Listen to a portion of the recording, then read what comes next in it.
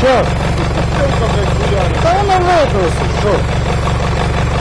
5,6, 5,7, так само.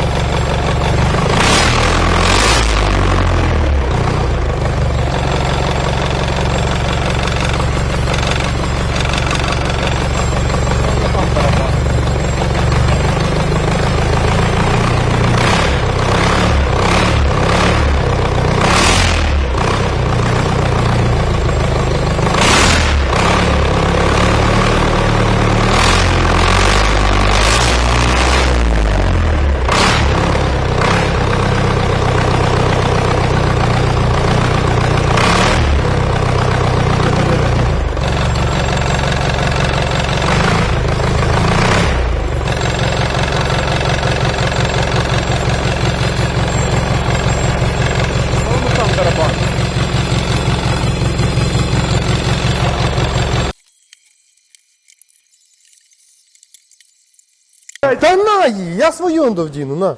Я свою грязну вдіну. Ну, вдінь свою. Вона ж велика.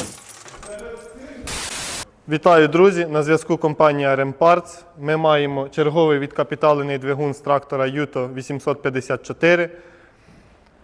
Що саме робилось по цьому двигуну? Так це відновлення площин головки, прирізка клапанів, заміна поршневої групи, циліндропоршневої групи. Також проводилися обміри та хонінговка постелі колінвала, заміна шестерень ГРМ, заміна розпредвала, заміна штовхачів розпредвала. Після повної зборки даного двигуна ми його встановили на стенд. Кілька годин ми його обкатали, нагріли до робочої температури, перевірили тиск оливи, тиск в нормі, і вже завтра цей прекрасний відкапіталений двигун їде на встановлення на трактор. І такому...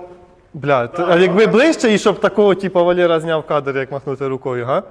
На зв'язку була компанія Rem Parts, тому до зустрічі в наступних відео.